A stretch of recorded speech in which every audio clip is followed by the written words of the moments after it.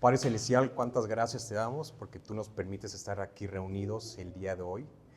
No es casualidad de que estemos hoy aquí en tu casa. Tú permite que nuestros corazones sean abiertos para poder entender qué es lo que tú nos quieres decir en este día. Te damos gracias, Padre. Si aún no han llegado unos hermanos, tú apresura sus pasos para poder escucharte. En el nombre del Señor Jesucristo. Amén. Muy bien, hermanos, pues pueden tomar asiento, tengan a la mano ahí sus Biblias y vamos a estar en Lucas capítulo 5, versículos del 33 al 39. Y bueno, antes de ya entrar en tema al sermón de hoy, fíjense que ya llevamos como un mes en el curso de homilética, acerca de cómo preparar sermones, prédicas. Y obviamente el pastor nos está dando las estrategias, la enseñanza para poder cómo sacar a través de la Biblia el pasaje para que pueda hacer una prédica, un sermón. Y wow, o sea, cuando empecé yo de hecho, este sermón, empecé a aplicar las estrategias de ese curso, todo lo que nos dice el pastor, y ha sido totalmente diferente a lo que he hecho anteriormente, porque ahora vemos desde pasajes anteriores, palabras que se repiten, cuál es el contexto geográfico, económico, político que se suscitaba en esos tiempos. Y el pastor nos decía, la Biblia no fue escrita para estos días, fue escrita en los antiguos tiempos donde estaba Jesús, en el Antiguo Testamento y el Nuevo Testamento. De ahí tenemos que, ¿cómo yo puedo tomar este versículo, esta referencia a lo que estoy viviendo yo actualmente en el 2025? Y bueno, si nos vamos, vemos que Jesús estaba en un banquete. Y si nos vamos al versículo 27, llamamiento de Leví, Jesús hizo el llamamiento de Leví, de Mateo. Y ahí dice en el versículo 29, y Leví le hizo un gran banquete. Estamos en visualícense, están en un banquete. Entonces podemos decir que seguía en ese banquete. De hecho, algo muy importante, vemos que en los banquetes era algo estupendo, era una fiesta como las que normalmente nos hacemos cuando estamos en Navidad, en cumpleaños, pues ellos hacían los famosos banquetes. Y estos banquetes pues eran un evento muy importante en esa cultura, principalmente en la cultura judía y en la parte del Mediterráneo, que eran momentos de celebración, hospitalidad, y también se dan cuenta se hacían para las bodas. Vemos que en la Biblia hacen referencia de diferentes bodas. ¿Cuáles recuerdan? Las bodas de Canaán. ¿Qué más? Bueno, ahorita les voy a explicar más. Hay varias, hay tres principalmente situaciones donde se habla acerca de las bodas. Entonces, eran momentos de celebración, hospitalidad y una comunión social. Y estas se realizaban en casas, en patios e inclusive al aire libre. Inclusive al aire libre se celebraban en ocasiones especiales. Y dentro de estos banquetes se hacía una dieta específica. Principalmente lo que predominaba ya, y de hecho marca todo ese contexto estos versículos, el vino. Si ustedes buscan en internet, hay muchas dietas. Por ejemplo, cuando uno quiere bajar de peso, quiere quitarse grasa, pues pueden hacer la dieta keto, el ayuno intermitente, la dieta solo de proteínas. Pero hay una dieta principalmente en Europa, que es la dieta mediterránea, que engloba lo que es pan, vino, carnes, principalmente es el cordero y pescado. Obviamente podemos ver que pues, la mayoría de los discípulos de Jesús, ¿qué actividades o oficios hacían? ¿Se recuerdan? Pescadores. Entonces, si estaban haciendo pescados, pues tenían que comer de eso que recolectaban como materia prima. Entonces, hacían carnes, el cordero, el pescado, verduras y legumbres, frutas y especias y condimentos, que era lo más importante en esa cultura. Ahora, la etiqueta de los banquetes dependía de un estatus social. En los versículos que leímos, ¿quiénes estaban en esos banquetes? A ver, lean su Biblia, los versículos. Exactamente, estaban los fariseos y los escribas. Entonces, si nos vamos a esa historia, remontándonos a esa época, pues eran los más importantes de la parte espiritual, la parte religiosa. De hecho, los fariseos y los escribas organizaban banquetes con reglas estrictas de pureza. Tenían diferentes rituales, podemos llamarlo así, donde tenían que, pues, a veces unos ayunaban y iban a veces a los banquetes, pero con esta condición del ayuno. Y ellos al ver que Jesús, porque imagínense, era una casa, imagínense su casa, la abren, hacen un banquete, vienen gente famosa, por ejemplo, hoy en día podemos ver gente famosa, y ustedes pues está cerca, ¿no?, de la mesa, ¿no?, a darles 5 sillas, 6 sillas, ¿no? Entonces ellos empezaron a ver a Jesús, cómo hablaba, cómo se comportaba, qué hacía, qué miraba y cómo se comunicaba con sus discípulos. Entonces, al ver ellos eso, pues empezaron a cuestionar a Jesús. Empezaron a cuestionar porque no encajaba Jesús a su sistema que ellos tenían o que ellos mismos habían formado por muchos años anteriores. Entonces, podemos ver que Jesús no encajaba en su sistema. Entonces, ¿qué creen que hubiera sentido los fariseos o los escribas en ese tiempo? A lo mejor enojo, rechazo, frustración. Oye, ¿por qué estás haciendo esto? ¿Por qué él no hace lo que nosotros hacemos? Es como se dice, ¿no? El frijol en el arroz blanco, ¿no? Entonces, los mismos fariseos, los mismos escribas, pues veían y empezaban a observar, a criticar a Jesús. Entonces, podemos ver que aquí se remonta en esta escena en un banquete. Ahora, todos estos versículos empiezan con una pregunta muy importante y una práctica muy común que hacían los judíos. Era acerca del ayuno. Si vemos la concordancia de Strong, el ayuno, ¿qué significa? Es una abstinencia de la nutrición física.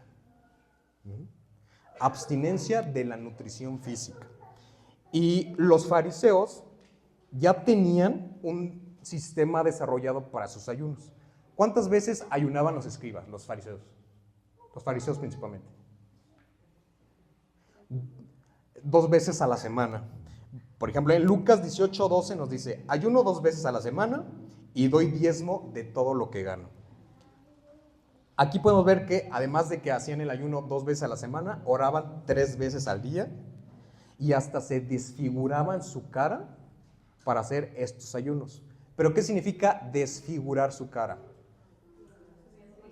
Exacto, no se lavaban la cara, no se peinaban, usaban incluso ceniza.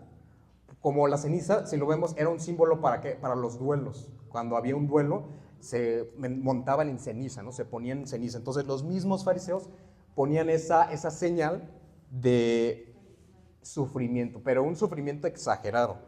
Entonces el motivo de su ayuno no era para glorificar a Dios, sino era para mostrarle al mundo, a los que estaban a su alrededor, que estaban sufriendo, que era muy tortuoso hacer un ayuno. Entonces, esa era una característica principal de los fariseos, pero parecía que no experimentaban ninguna alegría, porque cuando tú estás observando, tú estás viendo la vida de los demás, hay una frase que dice, tú no ves a las personas, hay un libro que se llama Una llamada al amor de Anthony de Melo, que dice, tú no ves a las personas, a las situaciones como realmente son, tú las ves de acuerdo a lo que tú eres. Entonces, si los escribas, los fariseos estaban criticando a Jesús, ¿cómo ellos estaban internamente? Lo mismo. Estaban infelices, no eran felices, no había alegría, no había gozo en sus vidas. Por eso empezaron a criticar, empezaron a juzgar a Jesús acerca de la práctica que tenían en este banquete. Ahora, cuando comenta, porque estamos de fiesta, las bodas eran eventos sociales, religiosos y muy simbólicos. No solo marcaban la unión entre un hombre y una mujer, sino que también reflejaban la relación. Si nos vamos al Antiguo Testamento, reflejaba la relación entre Dios y el pueblo de Israel. Y si nos vamos al Nuevo Testamento, refleja la relación entre Cristo y su iglesia. Y eso lo podemos ver en Apocalipsis, que va a venir el novio por su iglesia, exactamente. Entonces, en la Biblia vemos las bodas de Caná. La parábola de las 10 vírgenes también se enfatiza, las novias tenían que ir a ver al novio, y el matrimonio de Isaac y Rebeca, y entre otras historias.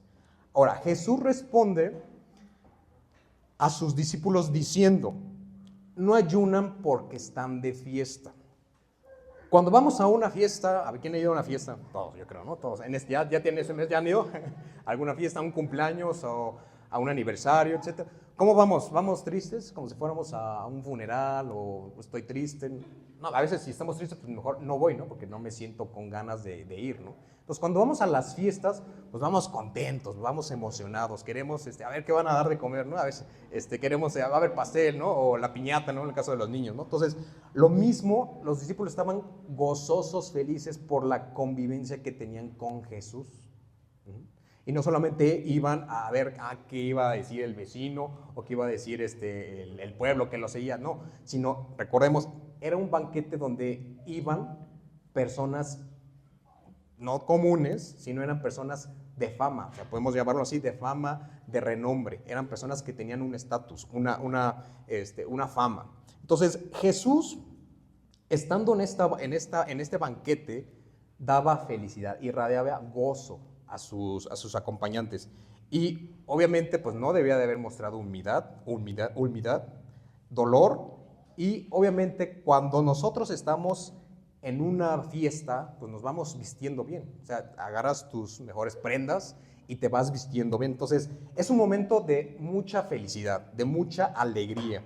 Y Jesús les dijo que vino para hacer de la vida no un funeral, sino una fiesta, sino una boda.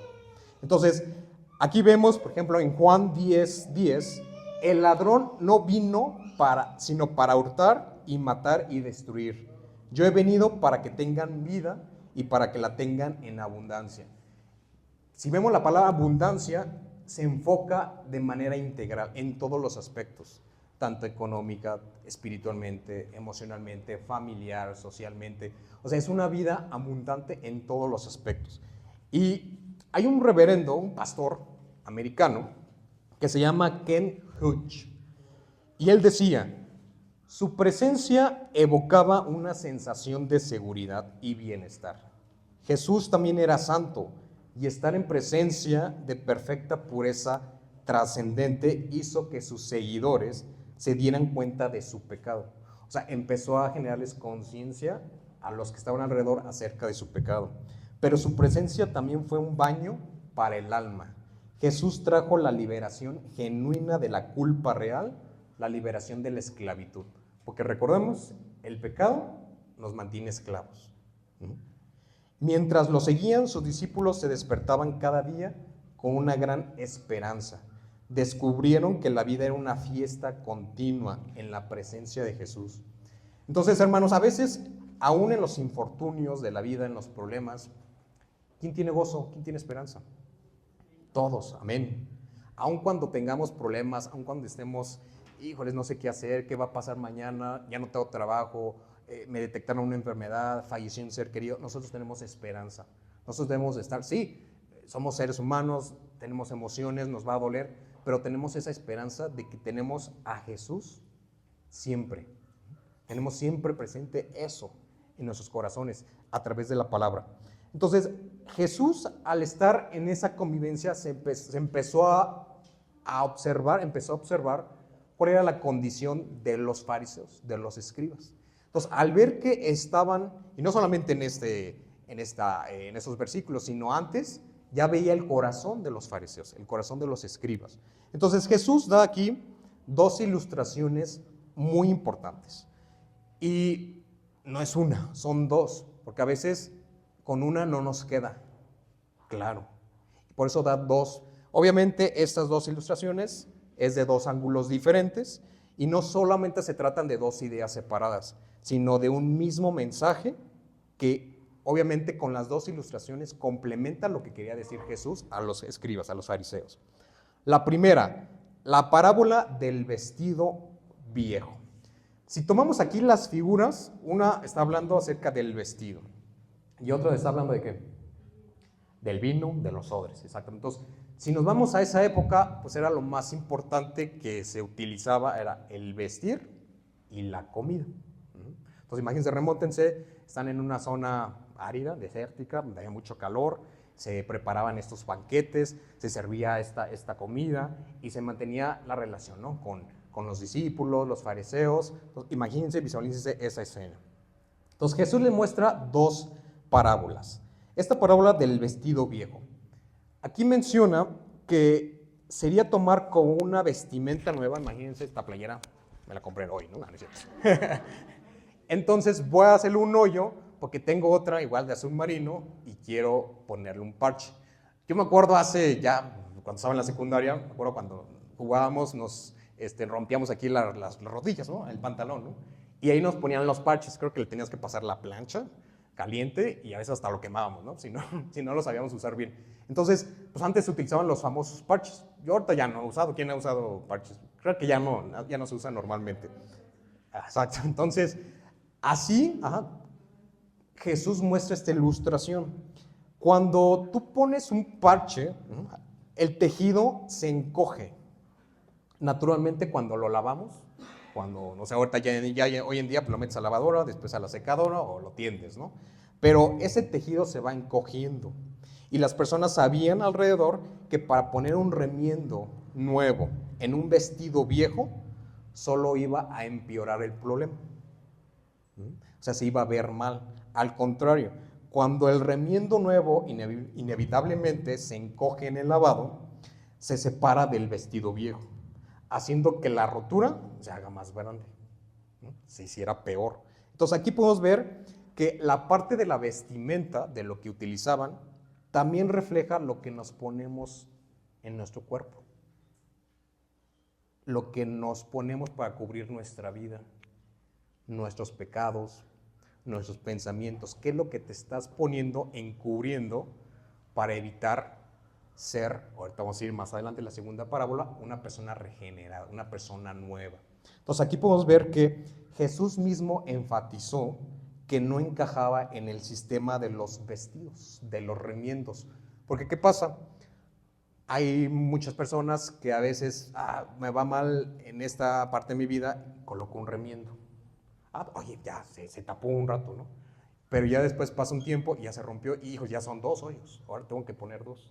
Entonces a veces nos pasamos la vida poniendo remiendos. Esos remiendos quizás a lo mejor te duren un cierto tiempo,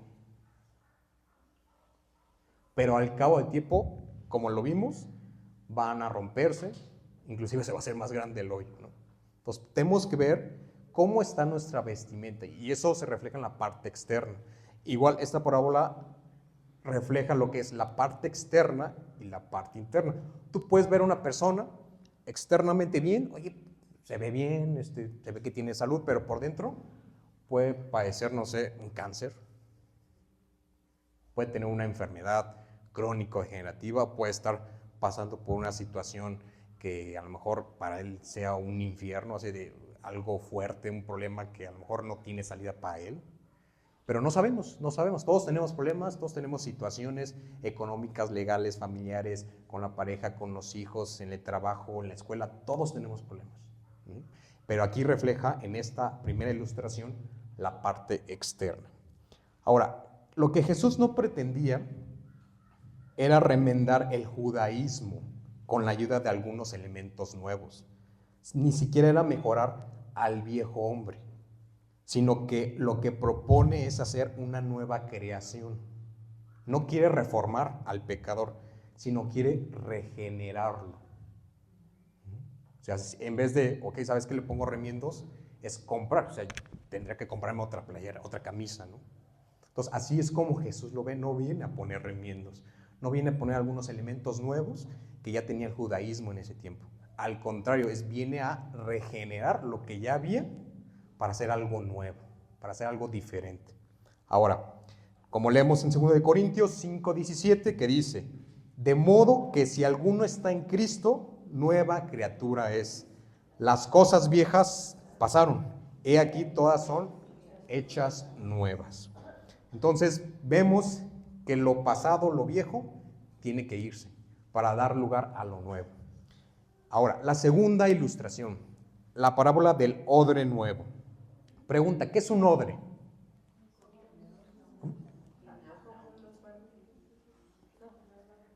¿Cómo barril? Ajá. Barriles, ok, por ahí va la idea. Bueno, los odres son, en ese tiempo, pues no había botellas como hoy en día, que ahí tienes tu coca, tu agua, o los famosos, por ejemplo, yo tengo un Betterware donde pones tu agua. Entonces, en ese tiempo no había.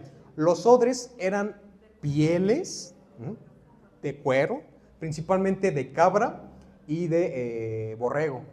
Y dije, oye, estos dos animales, entonces yo me fui al Nuevo Testamento, Apocalipsis, y te dice, ¿no? A los corderos los va a poner de un lado y a los cabritos de otro lado. Entonces, si se dan cuenta, esos animales eran los más comunes que había en ese tiempo. Es como los gatos y los perros hoy en día. Entonces se toma, acuérdense, esto está escrito hace más de 3,000 años, más de 3,000 años, ¿no? Entonces podemos ver que, bueno, el Antiguo Testamento sí hace más de 3,000 años, ¿no? Entonces vemos aquí que los odres en aquellos días, pues, no tenían botellas y se utilizaban pieles de animales cocidas. O sea, agarraban toda la piel y empezaban a cocer. Y no se cosía el cuello, porque ahí es donde se permitía la entrada para verter los líquidos. Entonces, eran los odres en ese tiempo, y era lo que Jesús observó. Imagínense, a lo mejor había en ese banquete un odre, y al verlo, dije, pues voy a aprovechar para comentarles esta parábola, esta pequeña ilustración. Entonces, estos odres, principalmente los odres nuevos, eran odres que tenían cierta elasticidad. Es como nuestra piel. Nuestra piel se estira, ¿no? Es un músculo, ¿no? De hecho, es el órgano más grande que tenemos en el cuerpo, la piel. Entonces, imagínense un odre con cierta elasticidad. Pero al hacerse viejos, se ponen duros y no cedían a su función principal. Ahora, el mosto, en ese tiempo, el mosto es un para el estado de la fermentación. Imagínense, en ese tiempo habían las famosas uvas, ¿no? Por ejemplo, mis padres, hace más de 30 años, ellos fueron a Israel en un tour con varios pastores y me decían que allá se veían las uvas y principalmente los dátiles y las aceitunas, o sea, en esa tierra, o sea, enormes, ¿no? Entonces, imagínense en esos tiempos cómo era la uva. Entonces, para hacer el vino, necesitas lo que es el mosto. El mosto es antes de que se produzca el alcohol. Para que tú puedas hacer una fermentación se necesita la materia prima, que en este caso para hacer vino necesitas las uvas. Para hacer la cerveza necesitas la cebada, que tiene que estar malteada, para que tú puedas hacer la cerveza. Entonces, ese estado de fermentación, tú necesitas ya sea una levadura, hongos, bacterias, para que puedan fermentar. Es decir, las uvas tienen glucosa, es como el azúcar. El azúcar, las uvas tienen esta glucosa y vienen los animalitos y se comen esa glucosa y lo van a transformar en alcohol y otros metabolitos, se llaman otros productos, que es CO2, que es cuando, por ejemplo, abren el refresco, ese es ácido carbónico, y algunos otros compuestos. Por ejemplo, se produce, en el caso de los vinos, pues compuestos que dan ciertas características sensoriales como olor a frutas, por ejemplo en la cerveza, a café, frutales, maderosos, dependiendo de las maderas, bueno, hoy en día, ¿no? de los vinos. Pero en ese tiempo pues no había barricas, no había los tanques como hoy conocemos, sino que eran los odres. Entonces, cuando empezaba el proceso de fermentación, se empezaba a producir dióxido de carbono, CO2. Y ese CO2 hacía que se expandiera. Entonces, imagínense un odre reseco, viejo, ¿qué pasaría? Se rompe y obviamente se derrama el vino. Por eso se necesitaba que el odre fuera nuevo. Y obviamente, con el paso del tiempo, pues debía de tener cuidados. Y más adelante vamos a ver cuál fue el proceso por el cual ellos utilizaban para poder convertir un odre que ya estaba en uso para que pudiera estar funcionando continuamente. ¿Okay? Entonces, esta fermentación produce lo que es el CO2. Ahora, ¿qué pasaría si se vierte, ya lo habíamos dicho, el vino nuevo en un odre viejo? Pues ya perdió su elasticidad, el odre se revienta, o sea, se van reventando las costuras bajo la presión, y así pasa con nuestra manera de vivir. ¿Somos odres viejos o estamos en un proceso para convertirnos en odres nuevos? Así como la ropa refleja nuestro exterior, también tenemos que regenerar nuestros odres. Tenemos que regenerar nuestros odres, nuestro interior, nuestro corazón. Es decir, nuestra mentalidad, nuestros pensamientos, nuestras creencias. Cuando somos odres viejos, no le encontramos amor a la palabra de Dios. Necesitamos ser restaurados, porque el vino nuevo, para que el vino nuevo descienda sobre nosotros y seamos llenos de gozo. Ahora, ¿cuál es ese proceso para regenerar un odre? El número uno, el primer paso era, los odres se enjuagaban con agua fresca para eliminar residuos del vino viejo y así evitar que hubiera una fermentación no deseada. A veces se utilizaba como cenizas y arena, piedras, para remover impurezas que estaban incrustadas dentro del odre. Entonces ellos agitaban para poder hacer la limpieza. Y eso también lo vemos reflejado con nosotros. Por ejemplo, en Juan 15:3 nos dice, ya vosotros estáis limpios por la palabra que os he hablado. Así como los odres se limpiaban con agua, nosotros también necesitamos limpiarnos, sumergirnos con la palabra de Dios para ser modificados, para ser transformados. Número uno. El número dos es, después de restaurar su flexibilidad con el lavado, estos se sumergían varios días, ¿no? Pero ¿cuál era la función de sumergirlos? Hidratarlos, exactamente. La función era hidratarlos y suavizarlos para prepararlos después para su uso. Ya después, con ese enjuague, con esa preparación, sumergiéndolos por más de varias horas o por varios días, por último se frotaban con aceite, principalmente aceite de oliva. Y esto es como la misma piel, es cuando nosotros nos ponemos después de bañar, cremita, ¿no? Hoy estoy reseco, no, pues ponte crema, ¿no? Ahorita pues a lo mejor ya no hace tanto frío, cuando hay temporada de frío, pues a veces sí necesitamos la crema, ¿no? Al igual, los odres, estos se frotaban con aceite de oliva para mantener la piel hidratada y evitar que se rompiera posteriormente al uso. El aceite hacía que los odres fueran flexibles otra vez y listos para contener el vino nuevo. Y lo vemos, por ejemplo, en Salmo 92:10 que dice, pero tú aumentarás mis fuerzas como las del búfalo, seré ungido con aceite fresco. ¿Quién escribió este libro? Lucas. Lucas fue el primer gentil que escribió un evangelio.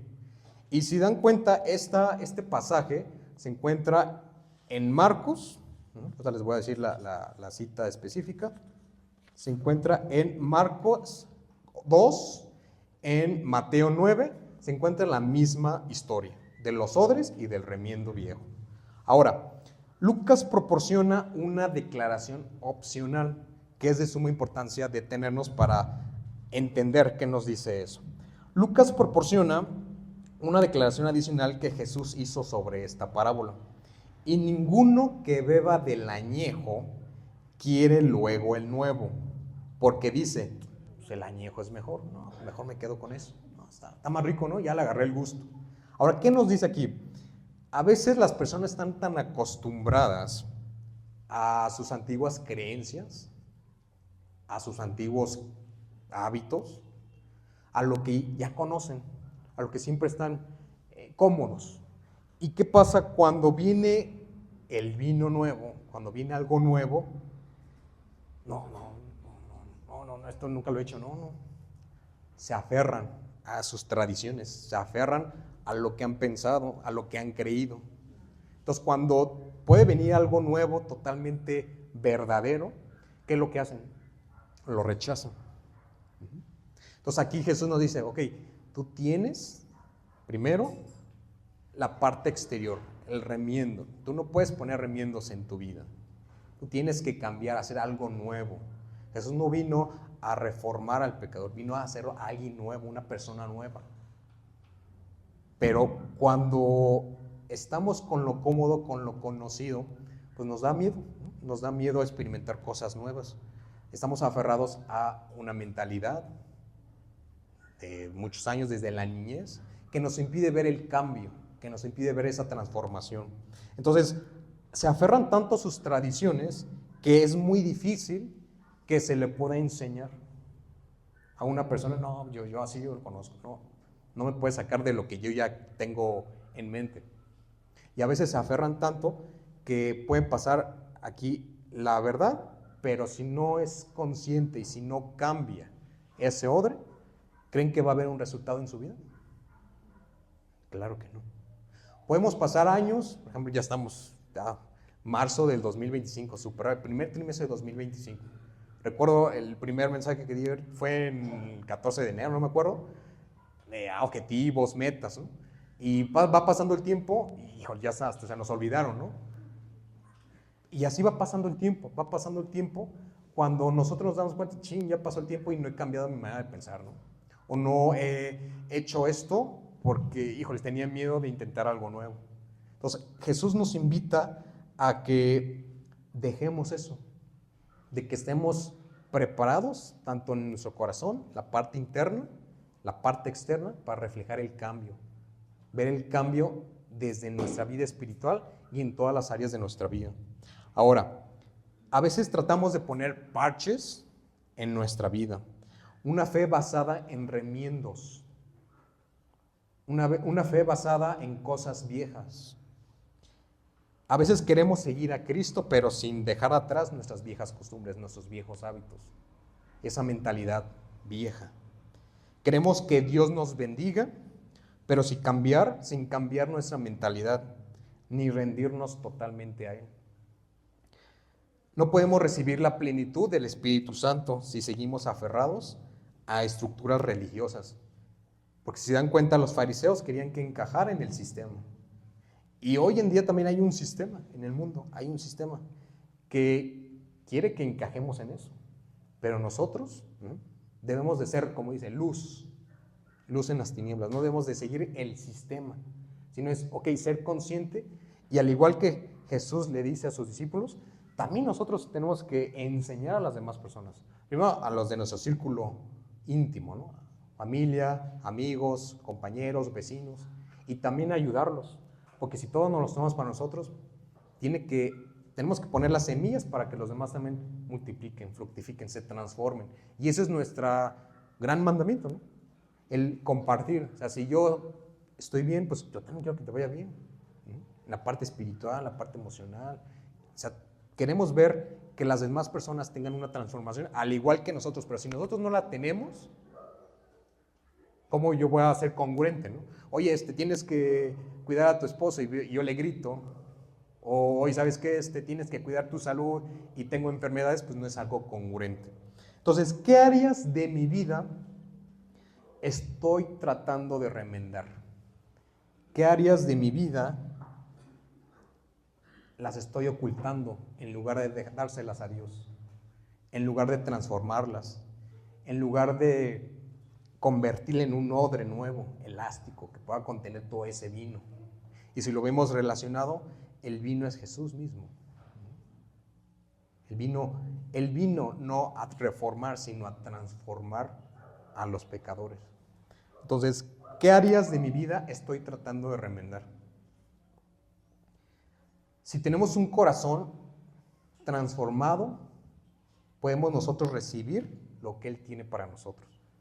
Así que, hermanos, en estas dos parábolas, estas dos ilustraciones que Jesús le mostró a los fariseos, a los escribas, inclusive a los mismos discípulos, también tenemos que verlo cómo estamos nosotros, tanto internamente como externamente. Cómo estamos transformando nuestra vida, cómo estamos siendo conscientes, congruentes con nuestra vida. Así que, hermanos, es una invitación para que podamos regenerarnos, cambiar y ser esos odres nuevos, elásticos, para que podamos transformar y poder compartir el mensaje de Dios. Así que, hermanos, gracias. Amén.